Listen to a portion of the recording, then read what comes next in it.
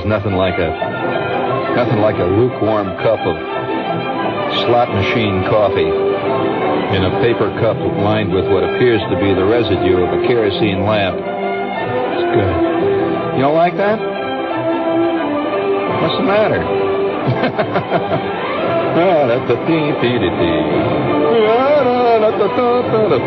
Hello, gang. I'm on the scene. Yeah.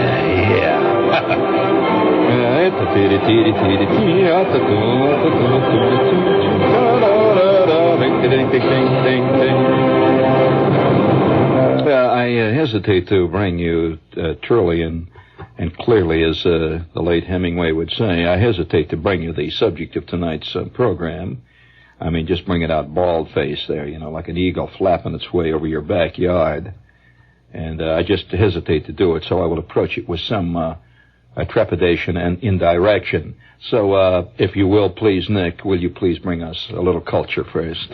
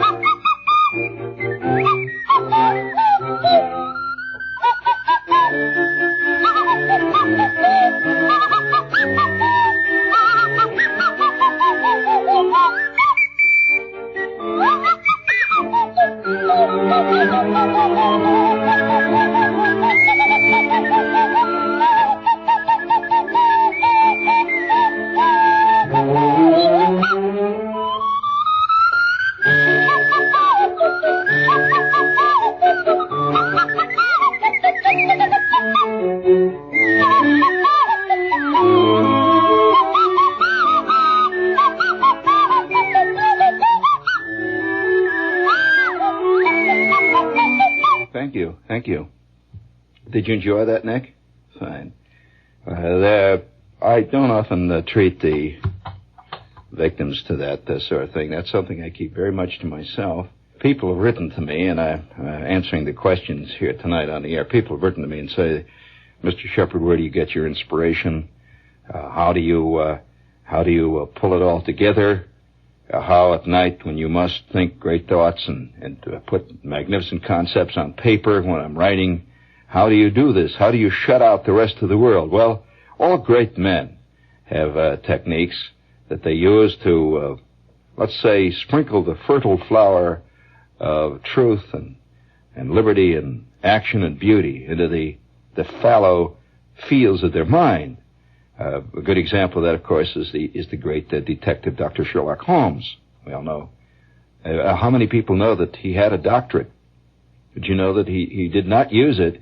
It was just fleetingly referred to in one of the journals of Dr. Watson that Sherlock Holmes had taken a doctorate. He did not say, however, in what the field was. He was not an MD.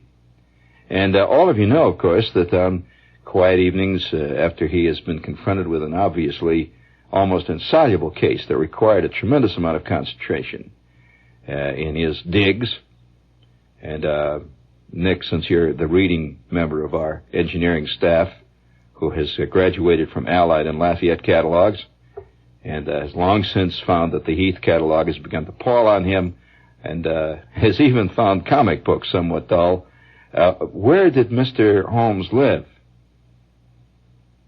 Do you recall the street that he lived on? Because it's a famous street. No, it was not. You're wrong. It was Baker Street. You heard of Baker Street. His digs on Baker Street. What was his address? 7. The hell? What have you been reading? It's 221B, Baker Street. And what was the name of his landlady? A Mrs. Hudson. And his digs, there was always a great opening to his stories. Often the opening would begin that Holmes and I were enjoying a bit of after-dinner port when suddenly the sound of the beat of hoofs could be heard outside on the rainy street and Baker Street. It was a cold and rainy night. And suddenly the carriage stopped directly in front of our Holmes's apartment. Instantly, Holmes leaped up and began to pace and said, "Watson, a short, stout lady wearing a green cummerbund is about to knock upon our door. She is severely troubled over the death of her cousin Cuthbert, a mysterious event which occurred in North Hempstead Heath." Of course, and at that point, Watson would say, "Why, George, how do you know this?" And Holmes say, "Elementary, my dear Watson, elementary." And immediately after the lady had left, Holmes would quietly pick up his violin and say to Watson, "This is at least a 3-pipe case, Watson." And he would quietly begin to play his instrument to compose his thoughts. He would compose his thoughts. And so it is with me, for those of you who are curious, how I, particularly among the great men of our time, compose his thoughts. There are times when I sit and play a little Mozart on my nose flute. It's a Polynesian instrument that I'll just give you a little sample of how we work it.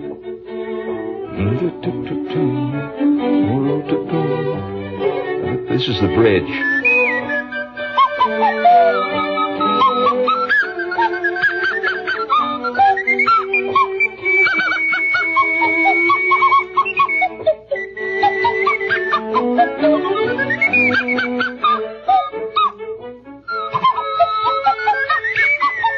Thank you.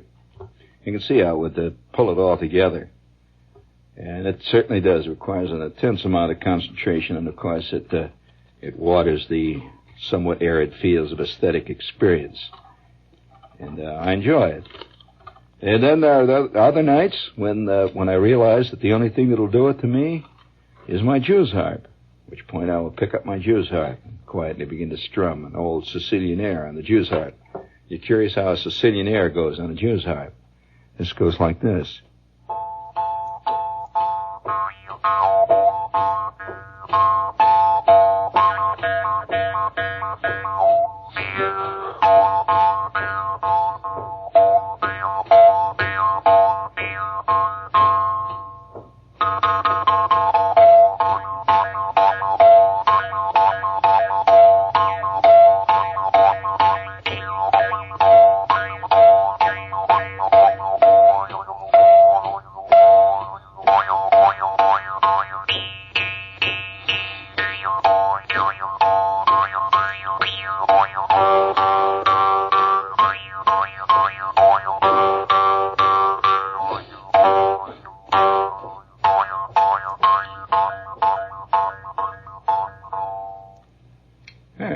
bad, was it, Nick? Damn good sound, in fact. And then, of course, there are times when there's nothing will do it like beer. George, now we're getting right down to it, aren't we? Now we're getting down. Now, as I say, I wanted to approach this somewhat circuitously. Tonight's program is about beer. And I'm taking no stand on beer. I mean, no editorial judgment. Merely reporting beer as a fact of our time. As a matter of fact, it has been reported reliably. Have you ever thought what would happen if tomorrow morning, magically, just if some giant beer monster were to suddenly appear on the scene, you know, like the Cookie Monster? A beer monster would come. Beer. By the way, that would be a very funny character for them to try on Sesame Street. The beer monster. He's always half pie-eyed, you know. He's going, beer! Beer! They just stick a can of beer in his trap. Speaking of monsters, this is WOR in New York. Yes, Virginia, there is a Mr. Chan. And there really is. You've seen the sign there for 500 years on the corner of 52nd Street and 7th Avenue. Great Chinese restaurant here in New York. The House of Chan. There is a Mr. Chan. And he started the restaurant 35 years ago, and he is still in firm command. And I mean it. And if you would like to try some really great hot Chinese dishes, did you know that they've discovered, and I'm delighted to hear this, that the younger the customer is, the more he's willing to try exotic and hot Chinese dishes. They're really interesting Chinese food. He says the older people tend to always say, oh, I like some chop suey. But if you want some really interesting Chinese food, you ask for example, gung pao, which is a kind of Chinese chicken. It's really great. This is the House of Chan, and they're on the corner of 7th and 52nd. They're open 7 days a week, and they're open to midnight. And by the way, if you go in there before the theater, tell them that you want to make a curtain, and they'll take care of you real quick. It's right in the heart of the theater district. The House of Chan, 7th and 52nd Street in mid-Manhattan. When someone knocks on your door and says, Permiso. Be very careful before you answer, Avanti. Avanti. The movie that asks the question, can a filthy rich, uptight American and a poor but overweight girl from London find happiness at their parents' funeral? Jack Lemmon and Juliet Mills in Billy Wilder's new comedy, Avanti, from United Artists. Rated R, under 17, not admitted without parent. At the Translux East and Translux 85th Street Theaters. Oh, here's a little goodie. Gramercy Park close of 64 West 23rd Street, New York says, and we quote, Mister, do you really think you can wear a suit for 10 years and then cut it down to fit your kid? What an idea. Men's clothes don't wear out these days. They just go out of style. You got 2 or 3 suits in a closet right now. If you wore them, your wife would leave you. Your friends would think that you lost your job, and the kids would make a fantastic bad face. Why don't you go up to the 3rd floor of the factory building at 64 West 23rd Street? Go through the big iron gate that closes behind you with a clang. Take your time, try on all the suits, and then you're going to save yourself a lot of money. That's what Gramercy Park can do for you. Open to 7 p.m., Saturday to 4 p.m., Sunday from 10 a.m. to 4 p.m. That's Gramercy Park Close, 64 West 23rd Street. That's 3rd floor, 64 West 23rd in New York. All right, tire fans, here's a little happy note for you here. When Detroit chooses a new tire for their cars, what do? Well, they do just about what you do, I suppose. They look for durability, dependability, and competitive prices. And according to this spot here, it says we can learn a lesson from them. General's dual steel radial tire was the first polyester and steel radial tire delivered to Detroit for original equipment. The first. The 40,000-mile dual steel radial. By the way, I've gotten letters from people who say, what are these radial tires? It's radial, L as in London, radial, built with a smooth-riding polyester cord radial-plied body. So you can get these 40,000-mile dual steel radials from General Tire, and they're available at your local General Tire headquarters. And let's see where the headquarters are. Yeah, in Newark, ask for Ben Robinson at General Tire Service, 857 Frelinghuysen Avenue. And in White Plains, Mike Salvati at General Tire Service on Terrytown Road, Now, let's see. We have another little note here. Since it's Christmas time, it's all about WOR's big Christmas fund. And if you don't know much about this charity, it's a really authentic charity, and it's one that's been going on for many years. Every year at this time, WOR gets a whole collection of toys together, and they're good ones. They're not these little plastic gimmicks. They're excellent toys, and they give them to kids who are in hospitals all throughout the WOR area. And you can help out by sending a check or money or even a dime, anything, any amount of money, check or money order, to the WOR Children's Christmas Fund, Box 710. That's Children's Christmas Fund, Box 710, Times Square Station, New York, 10036. Ba-dum-bum.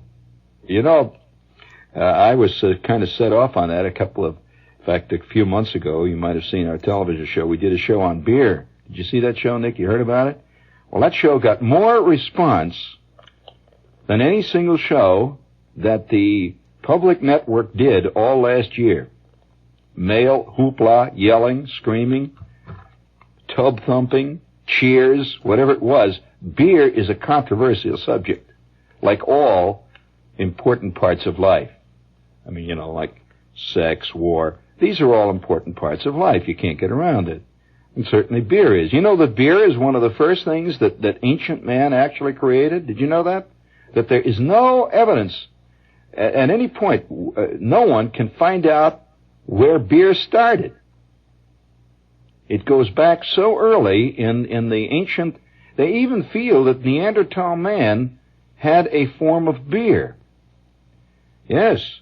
And I'm not kidding. And the reason it was so was because he would bring things into his hovel or whatever it is he lived, and he would put stuff away. Like if say, for example, they ate acorns, for example. They'd eat all kinds of things. Neanderthal man was not just a carnivore. He was that, but he was many things, and he ate berries. And many times he would bring large amounts of berries back that he could not eat. He'd bring them in short store to stuff. And naturally, the cave or where it is he lived, they didn't have air conditioning. Well, it was not as good air conditioning as you've got out there in Staten Island and stuff like that, see. And the refrigerator had not been completely perfected at the time. And so what would happen? The berries would lay there on the ground, and the rain would come in. And they'd be there for a couple of weeks, and the next thing you know, he's got this kind of interesting juice there floating around over the berries. It would ferment, and so very early in his life, Neanderthal man found that the juice of a fermented berry was kind of groovy, and of course immediately thereafter, the anti-berry juice crowd grew up in the same cave. There's always one. I mean, believe me, for every action, there's a reaction. You can find this true in any physical, it's almost like Newton's law of physics.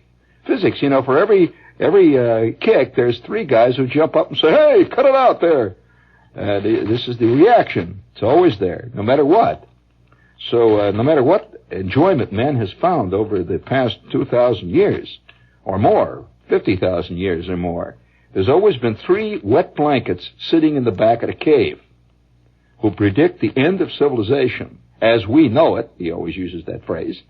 The end of civilization because Og is sitting up the front drinking berry juice. I mean, any good caveman should sit around and chew bones. He's up there drinking berry juice, and look at him. You notice how funny his eyes are getting? You notice he's telling dirty stories and he's pinching the chicks when they come in? Well, okay. This is the action and reaction. And the beer is always it's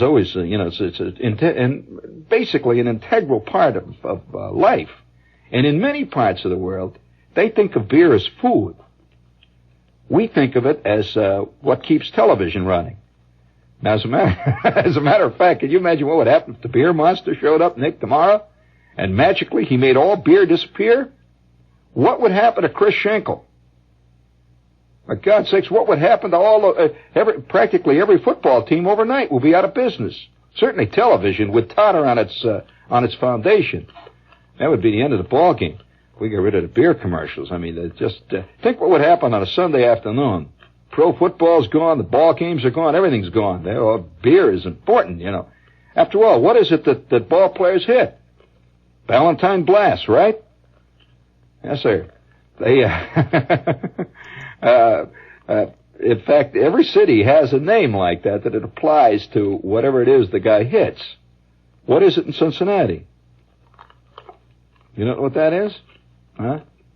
Well, they've had several. They had a Shaneling Smash. At one time, a ball player used to hit a Hudipole homer. There it goes. It's another Hudipole homer in the upper deck. That's their beer locally, they're saying. So, I suppose in Philadelphia or in Pittsburgh, you hit a Fall City foul. I don't know. But the thing is, beer is basically a staff of life. It's an offshoot of, we're going to be very serious about it. It's an offshoot of grain, right? And it has a lot of vitamins and everything. That's why you drink beer, right, friend? Get all that vitamins. Well, there was a story that appeared in the Business Observer, which is an English paper. And maybe you don't know what goes on behind the scenes in beer. I'm here to tell you tonight. I mean, we're doing a little pro beer show here tonight. In fact, a lot of our footage on our television show was shot in a gigantic brewery in Milwaukee. In fact, it was the Schlitz Brewery in Milwaukee. All of you know about Schlitz beer. We don't have them as a commercial, so I'm not plugging anybody here. But we shot it in Schlitz. And one of the great things that I found, it was the only place I visited in a long time, Nick, really, where the people who worked in the place dug the product. I mean, they really dug it. I mean, there was no, well, let us take here at the station, you have, I would say out of the station, probably 75% of the people who work here don't listen to the station. It's kind of very hip. So, come on, you don't listen to the station. You go to an automobile dealer and you find that the really hip salesman owns a Ferrari. Come on, that's for the people out there. See, you did not find this. Let's put it this way: this digging gap at the Schlitz place. In fact, every guy I stopped, I would walk around saying, "Here's a guy standing in an apron there, and he's watching a great big vat of beer, and it's a tremendous vat. There's about 50 million gallons, and it's going." It's bubbling and hissing, and you could see the gigantic head of foam on this enormous tank full of beer that they're cooking. And I'd walk up to the guy and say, "Hey, excuse me, sir." And he'd say, "What do you want?" And he's got a big paddle or something. He's working on the beer. I said, "I'd like to ask you what it seems to be a silly question." "Oh, go ahead. I'm used to silly questions. You ought to hear my wife." So, well, excuse me, sir, but do you like beer? So what are you talking about? He says, "Do you like beer?" "Yeah, do you mind? Do I like beer?" Oh, I was obviously like beer. In fact, do you know that in the beer companies, the guys where they make the beer, that they have as part of their contract, that's a fact, they have as part of their contract that they get either 1 or 2 free cases of beer a week delivered to their house. It's part of their union contract. Now that shows an absolute dedication to your work. I mean, they take it home with them. And in fact, in the beer places we were in several breweries in Milwaukee, and this particular one was Schlitz. And that they have, during the day, they have a beer break. Just like we have a coffee break, they have a beer break.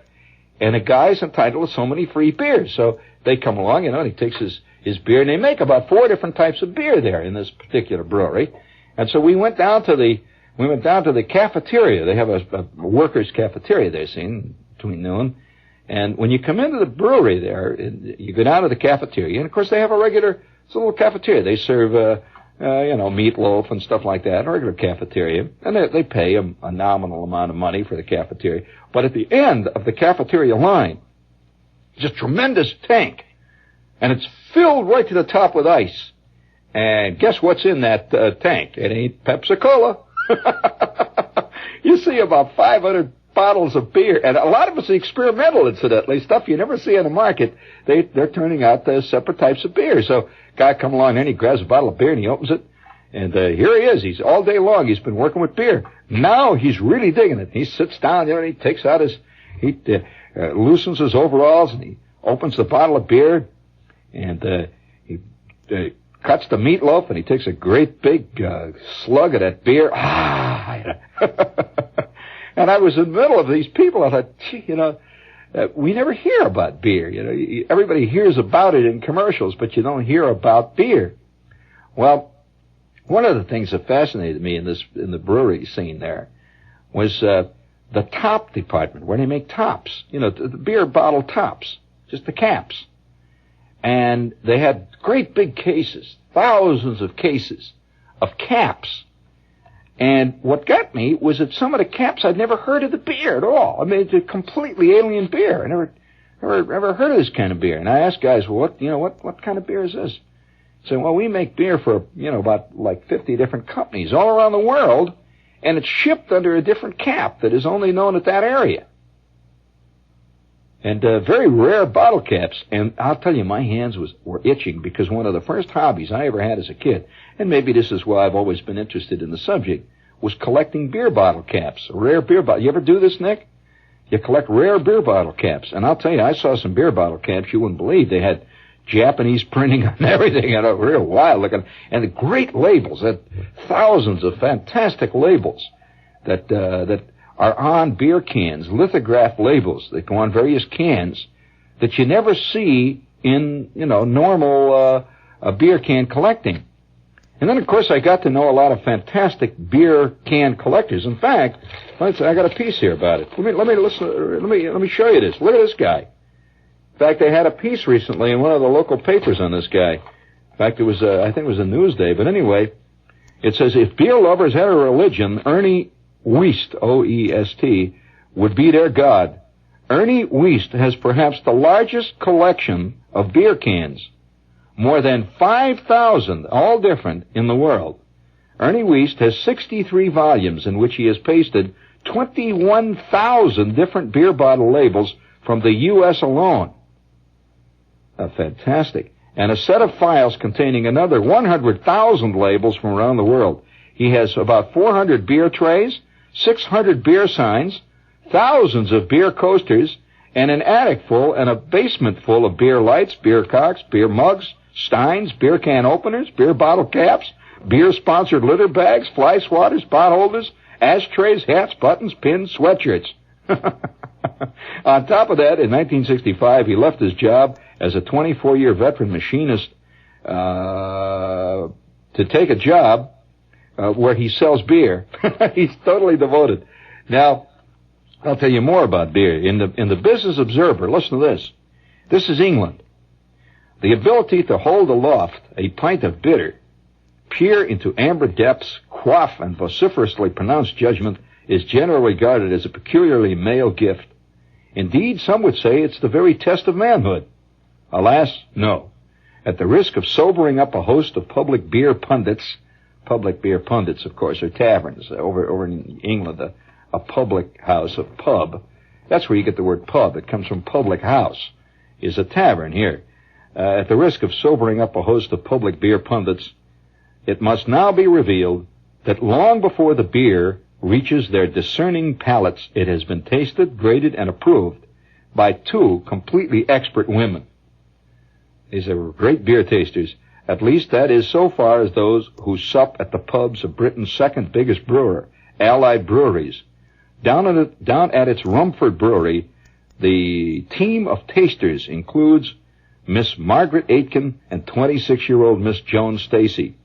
At 10 a.m., do you know this happens in every brewery? Are you curious that in Schlitz I met the tasters? Every morning, this is what happens. And this is in England as well as here. At 10 a.m. sharp on every working day, the ladies join 6 men in a clinically clean, white-tiled room and set about sampling the latest brew. The tasting is a dignified affair. Samples are frighteningly small, and the whole ceremony takes place in almost total silence. They don't talk to each other. I actually saw them doing this in Schlitz every morning. It's all very scientific, says Miss Aiken, a microbiologist and the Rumford Laboratories manager. She has been tasting beer for 9 years now and sees it as a perfectly natural thing for a woman to do. I hope, she says, that we're setting a pattern for other brewers to follow. Mrs. Stacy, also a graduate microbiologist, talks about ale with learned intensity. Few pathogenic organs will survive in beer. Did you know this? In other words, germs. Few pathogenic organs will survive in beer was one of her more reassuring observations. Both enjoy totally a glass of beer socially, but confess that it doesn't do to let on that they have a special and a superior knowledge.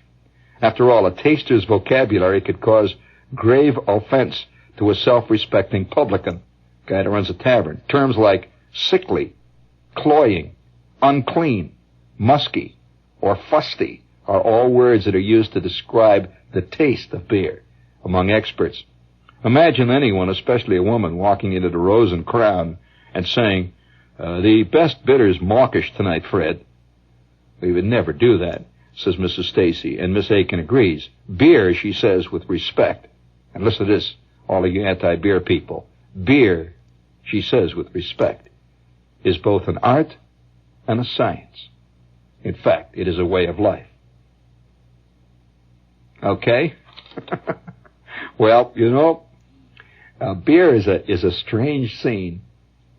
And have you ever known anybody who made his own beer? Well, you know, that's a growing hobby all around the country, making your own beer. Did you know that? You aren't hip to this? Oh, yeah. It's two of the fastest growing hobbies in America are making beer and wine. Now, you've all heard of making your own wine. And you can even buy kits, but making your own beer is something else. And I had an uncle when I was a kid that really was legendary for making beer. It was Uncle Carl. I'll tell you the truth. He was a legendary beer maker. And he lived in this apartment in Chicago. You didn't have to have a big place to make beer, you know. He lived in this apartment in Chicago, and when I was a kid, we would go visit him usually on weekends once in a while when he was sober, you know, and we'd go there. And one fantastic day, and I remember it like it was engraved in my mind. You know, kids are fascinated by machinery, and especially male kids. And there's nothing that will turn on a male kid more than, say, to take him into the cockpit of a 707. He remembered all his life. Anything to do with machinery and some, you know, esoteric process. And I used to get bored. Man, I was always bored, see, when we would visit the relatives. There's nothing that'll turn you off quicker than, like on a Friday night, they announced that you're going to go visit Aunt Min. Oh, you know, oh, wow. A whole weekend shot, you know, all the rest of the kids are playing ball or doing some groovy thing, and I'm visiting Aunt Min, and it's sitting around. And I used to hate that. Well, one weekend, we were going to visit Aunt Min, as a matter of fact. She's really bored. And so we go to Chicago. We're going to visit him. He lives in this apartment. And we go up the stairs, get up there, and there's Uncle Carl sitting in there, and he's all dressed up because we're visiting, and a couple of people are over. And it's a visiting day, see, and the morning drags on. And all of a sudden, my Uncle Carl says to my dad, he says, listen, he said, you want to go downstairs? I want to show you something. So the old man says, yeah, because he was bored too, see. He says, come on down. He says, bring the kid.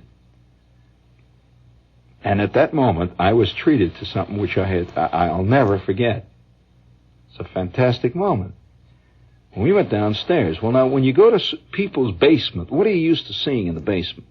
You know, tool, they got a workbench, pile of tires in the corner, that kind of stuff.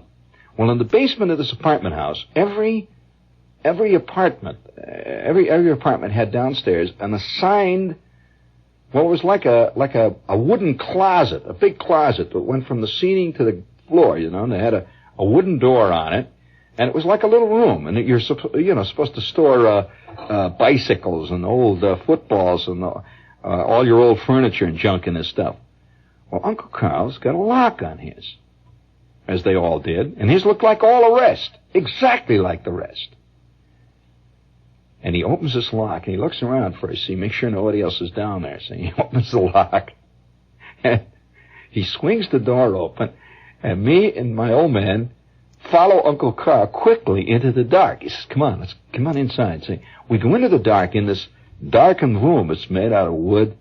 And he closes the door and locks it from the inside then. He puts a lock inside. The one he took from the outside now, he puts it inside. It's in the dark. And there was a curious smell in there.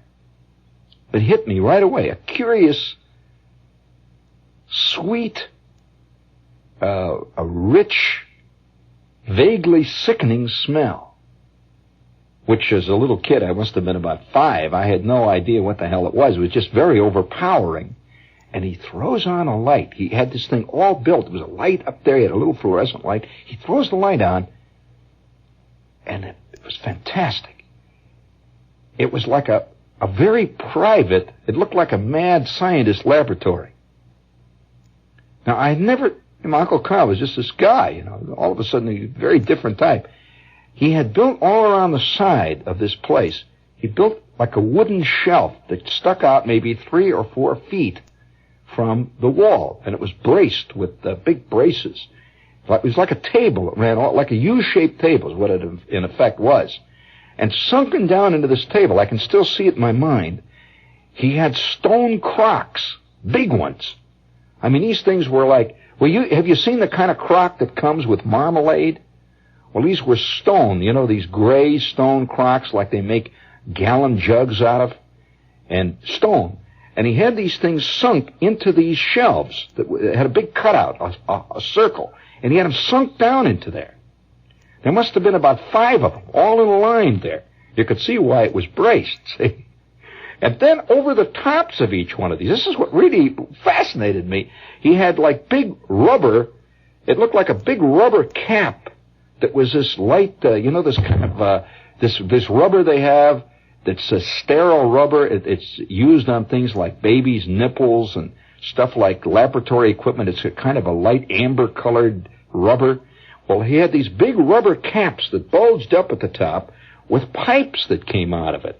Rubber pipes, and in these pipes, there were meters. Now, as a kid, I didn't know what these meters actually measured, but they were great big dials like you see in laboratories, and they had black numbers, and they had great big black needles on them and stuff. And so down at the end, he had all these crocks, see, and it was chilled in there. He had built a refrigeration unit. The room was chilled. And down at the end, he had a great big crock that was sunken down, and this apparently was where he kept the new beer, the beer which he had just made, and it was like aging or something. So he says to the old man, he says, this is where I make it. And the old man looks at him and says, what's that? And the Carl says, well, over there is where I put the mash in. He said, put the mash in over there, and that's the first fermenting stage. It goes through here. And he says, a week later, I remove it and put it over here. And he says, I have a certain amount of heat. My old man is standing with his eyes are big, like saucers, looking at this thing. And Carl says, look, he says, I've got a new batch. Can you try some of it? And he's got, over in the corner, he's got this refrigerated thing. It's like a barrel, see, and it's filled with this beer.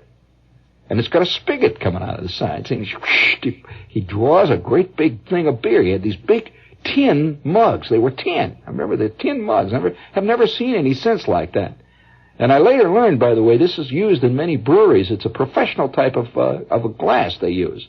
It's like they use it around their work, see. And he pours this thing in a big head. And he gives some to my old man. The old man tastes it. And he blows the top off. Oh, that's good. He says, that's real good, Carl. You're really doing great. And Carl, he draws himself one. He says, how about giving a kid some? So my old man says, well, won't hurt him. So I tasted this beer. It was the first beer I ever had in my life. I never had beer before. And I tasted.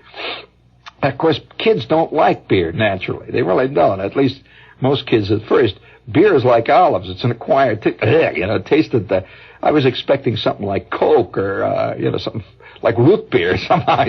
I thought it was Dad's old-fashioned root beer or something. It was actually Carl's old-fashioned beer is what I was drinking. See, it was bitter. And the old man says, oh, that's great. So the two of them sat down there. Carl had this old sofa in this place. And they sat down there and they drank about 3 of these great big schooners of beer. They're talking away there, and Carl all the while is telling them about the beer. And once in a while, one of these crocks would go make a sound. I remember it go, and you'd see the rubber thing go up. It would just sort of expand with the gas in this beer. And as we sat there, all the while, and Carl said, well, you see, that's why I've got that. You see, the place is all insulated here, see? And he was so great with tools and stuff. My drunken Uncle Carl, he was truly in his nutty, crazy way, kind of a genius, that he had completely insulated this place, and outside, you would never know but what he hasn't got old bicycle tires and, old footballs stored in there. Actually, he had this whole little factory, and he made his own beer. Well, from that minute on, I was, I don't know why. I mean, beer has always seemed to be a curious thing. And it was much more than just always seeing beer as part of a six-pack. Uncle Carl became very famous. And he used to, every party that was held for miles around that my old man was involved in, the whole thing was to go over to Carl's place and get some of Carl's beer. His beer was apparently magnificent. It is still a legend in the area where he lived. And one night, it came to an abrupt end. This is so often happens with genius. They press their luck. Let's face it. I mean, the genius is always looking at the far horizons. He's always looking beyond the next hill. And one night, Uncle Carl attempted apparently a highly controversial and a very experimental batch. He was going to make some kind of special ale, which he had heard about. And it sat down in the basement for a couple of weeks. And 1, 2 o'clock in the morning, it just blew the front off of that little house. It just busted up all those little old compartments down there, and all the used bicycles caught on fire, and beer flowed all over the floor. And Uncle Carl didn't even wait for them to put the whammy on. He grabbed his wife, Aunt Min, and their 2 kids, and they left by the back door, and they never went back to get their...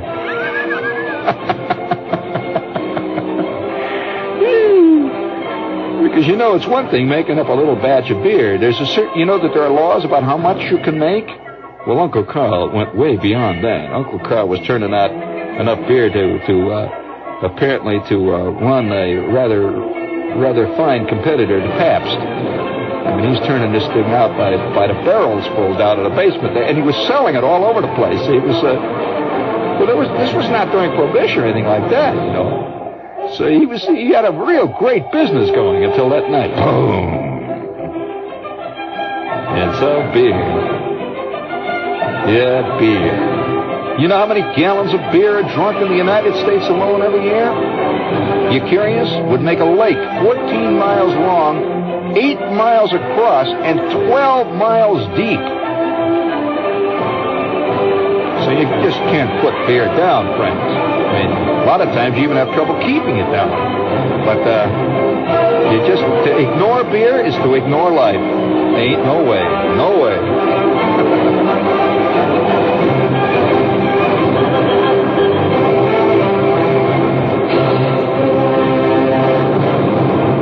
WOR New York. Next, Lester Smith and the news.